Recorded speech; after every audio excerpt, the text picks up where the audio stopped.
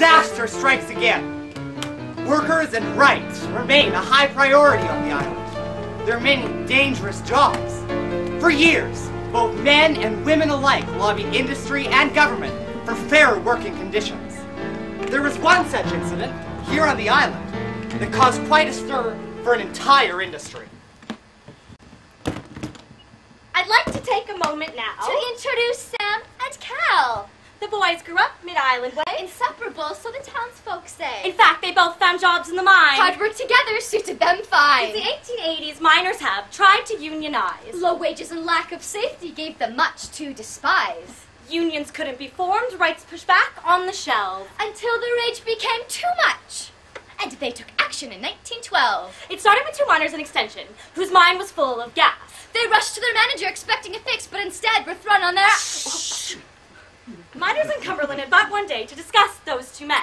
Returning to the mines the next day, they were met with contract and pen. They had to sign away their rights. No signature on their job would be done. But the men refused. Vancouver Island's great coal strike had begun. The strike was on. The men stood united in their rights. But a recession hit, surprise, surprise, forcing many to give up the fight. This is the point in 1913 where we revisit Sam and Cal. One crossed the picket line, one stood firm, tearing apart pal and pal. Cal? Cal, where are you going, Cal? Cal, it's me, Cal. It's Sam. Where are you going? Where are you going? I have to get to work, Sam. Cal, we're on strike. No, you're on strike, Sam. My family needs the money. Cal, we're on strike. I'm broke. We're all broke. My children need this, Sam. Your children need you working for pennies? Possibly going to beat your death every day? They need you to be strong and fight for what's right. They need a dad at work. Think about what you're doing. Think about what you're doing. Don't do this! Things change. The strike changed big time in 1913. Strikebreakers arrived. Men who would cross the picket lines and go back to work. Anyone who didn't agree to go back to work was evicted. Strikebreakers Scabs. were given their homes. Company homes. My home. To live in. They were scared. We were cautious of the strikers. So they gave them weapons. To protect ourselves. Then a striker was stabbed by some scabs. Things got out of control. Fast. There were rallies. Right! Big rallies. Right! 700 in Nanaimo one day. 800 in South Wellington the next. Men. Yeah! Women. Hey! And children. Yeah! All to protest the scabs in our minds. August 13th, the rallies peaked. In Ladysmith, a miner sang, Hooray, "Hooray, hooray, we'll drive the scabs away!" So they locked him up. But his wife, his big, no, Amazonian wife, marched with the strikers to jail. Axe in hand. her Amazonian hand, and got him out. Then they turned on the hotel. Dynamite! Rocks. Small businesses, Smash! Chinatown. Boom! Authorities paid little attention to this. Then came the night. Miners believed that 6 strikers had been killed by scabs in the small mining town of Extension. Strikers from Ladysmith, Nanaimo, and Wellington met at Extension. They were confronted by a gang of armed strikebreakers. The strikebreakers retreated.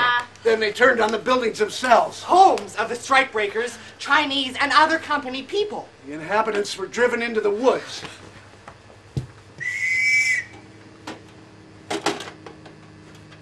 Troops arrived on the 14th, armed and prepared for war. Onion? But to their surprise, everything was peaceful.